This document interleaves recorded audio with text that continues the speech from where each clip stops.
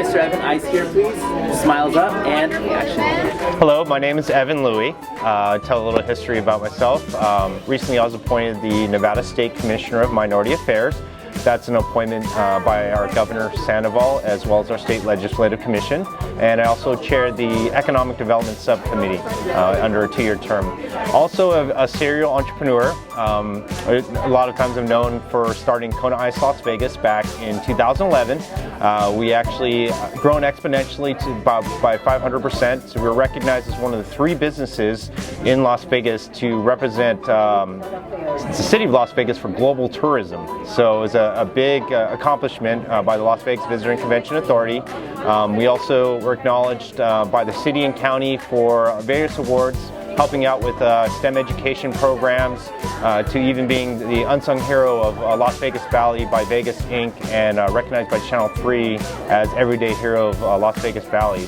And you know, I'm a serial entrepreneur now, launching a consulting company called the HLN Group, where we're consulting overseas companies, specifically in the Asian Pacific region, to penetrate new markets, specifically North America and their domestic operations here with new emerging markets. My long-term goals. Of course, I'm a single father raising a daughter, so my biggest thing is to see my daughter grow up and go to a great college, a prestigious college. But long-term goals as a career, definitely expand a new company we're launching as a consulting firm where we're building a network of consultants covering overseas clients. So we'd like to kind of develop more in the Asian Pacific region. Currently we're working with companies out of Japan, China and Southeast Asia. So really building that firm to have a strong national presence as a career goal. I also would like to make an impact on education across the world. Also in kind of more underserved communities in different countries, and really as a philanthropist and humanitarian travel the world and just help serve communities all over the world and make a difference. How do I manage fear? I think in some ways I overcompensate. So, you know, when I was younger, one of my biggest fears was public speaking, and I used to get really nervous. Funny story is I used to actually be a male model in college, and I actually had to do runways for like Timberland or The Gap or Banana Republic or, you know, any of the kind of major retailers. And the biggest fear to walk out on stage, I actually used to get stomach aches or ulcers and just big nervous. And how I overcompensated that is really just finding it within yourself to feel confident or comfortable in a situation. You know, when eventually I got to the point where I was doing presentations to CEOs of, you know, big Fortune 500 or Global 2000 companies, and you know, sometimes it's a sense of humor, sometimes it's just really knowing that you have the potential to be great. I wouldn't say there's necessarily a formula. I mean, I would say there's a kind of key fundamentals that you see in a lot of successful entrepreneurs. You know, when I was younger in college, I studied the bios of anyone from Andy Grove, who's the founder of Intel, to, you know, Bill Gates, to Warren Buffett, and you name it. You know, there's also Mark Benioff, who started Salesforce, for example. And, really, some of the things that I would say is inherent to their nature or their personality is that they're risk takers, they're nonconformists, so they really kind of go outside the fine boundary lines and take those risks. They're very abstract thinkers, they're visionaries, so a lot of them think far in advance. What is my 1 to 3 year to 5 year to 10-year trajectory plan? You know, when I was in the enterprise software industry in Silicon Valley, I noticed that there was a similar personality traits or archetype of personality that a lot of these startups had, and it was those fundamentals.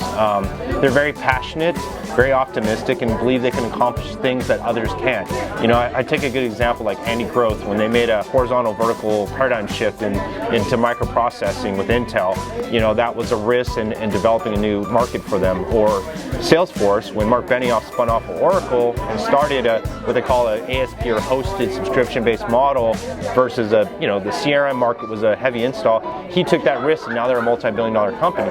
You know, these people are the trendsetters. They're the ones that are the innovators, and that's really kind of the key traits I'd say are a part of entrepreneurs. Who's been my greatest inspiration? You know, it's kind of weird. I find inspiration from a lot of people I meet every day. You know, I get inspired by our President Obama and his speeches and how it impacts the world. Watching things from the Dalai Lama or the Pope and spiritual leaders, great civic leaders, entrepreneurs, as I mentioned, that was a good list of them. You know, anyone from Warren Buffett to Bill Gates, you know, and Steve Jobs, who's, you know, great. I just watched his most recent film, and some of the, you know, I would say learning from them and their experiences, and really understanding that part of being an entrepreneur, a successful entrepreneur, is failure. And you know, a lot of people don't understand that you will fail 1, 2, 5, 10, 20 times. And part of the building success is the failure or the challenges that you will learn as part of that process to get to where you're going to be in life.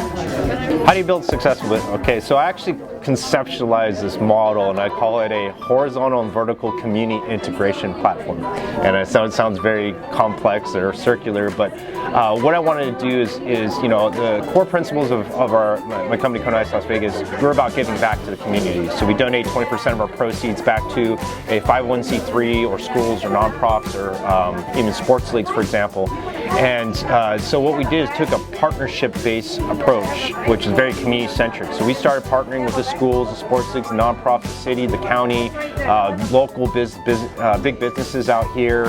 And you know, that was also part of brand recognition, because a lot of these community partners, because we collaborated together on our events, promotional events, even joint marketing, that actually created what I call, you know, reciprocal marketing. They would market our brand and vice versa as a kind of an integrated or joint effort. And that's really what built our brand and name recognition. When I first launched characterizes Las Vegas out here, nobody even heard of us. No one even heard of our brand. Within the first, you know, 3 years, you know, we wouldn't have to do much outreach. We'd get all inbound calls for requests for businesses. So I would say having relationship building is really key and key fundamental to success. Sacrifices time. You know, there's a lot of people always try to find that work-life balance, and any entrepreneur or business owner is going to tell you that, you know, you will put 70 hours. Even, you know, I honestly got up to over 100, 120-hour weeks. I was working 7 days a week. You know, being a single father, it was really hard to balance the quality time with my daughter and start a business. You know, you're going to have you know, sacrifices from not just family, but yeah, just a lot of things as far as some of the personal things you'd like to do. But it's all part of the growing experience. You know, I'd say the first 2 or 3 years is that key time of really making an effort, whether you're going to be successful or it's going to be a challenge or failure in your business. Typical day. Well, first, wake up in the morning, get my daughter ready for school, get her started.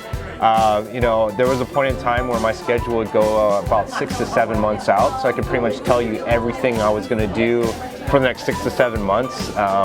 And it was a lot of commitments, you know, anything from business meetings. I would start my morning meetings around 9 or 10 o'clock in the morning. Sometimes my meetings would go back to back consecutively all the way till 11 o'clock or midnight.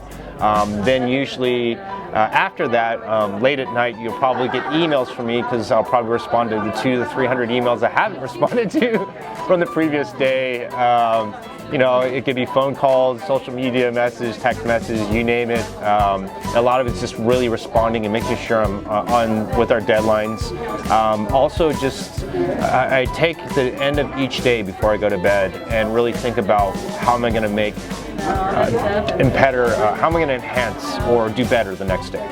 You know, how can I improve on my current disposition or situation, and make, you know, and kind of think of new ideas or concepts on how to make that difference. And you know, they say a lot of visionaries too, they think they write down their goals. They know exactly what they want to accomplish in that year to 3 years, and what changes you have to make, and be very dynamic about it. So I would say that's what my typical day looks like. What's next? As I mentioned earlier, expanding our firm. I'm very excited. We're sending out actually 3 proposals in the next 3 days. One to overseas, it's a kind of a $1 billion conglomerate of companies in the auto industry, and they want me to help facilitate negotiations for them to bring dealership rights overseas to Southeast Asian markets. You know, I've been contacted for a company to expand to a national franchise, to just a whole plethora of new prospective clients. My passion really is to help others, and specifically help companies and see them grow and develop. You know, as a state commissioner of minority affairs, you know, some of the things that we addressed was access to capital, and where can they find those resources. So if you can really do that knowledge transfer and take that and help a small company or startup, and it'll be the next multi-million or billion-dollar company, you know, there's gratitude in itself, and also being compensated along the way, you know. So that would say that's my next plans, is to see this company grow to a huge company. If you can only say one word, how would you characterize your life as an entrepreneur? If I can characterize in one word, believe. And do I say why? Sure. Okay. You have to, you know, the one word believe is multifaceted. It means believe in yourself, believe in others, believe in your capabilities or your human potential to make a difference. I've seen people accomplish the most amazing things because they believe. So that was why I chose that word.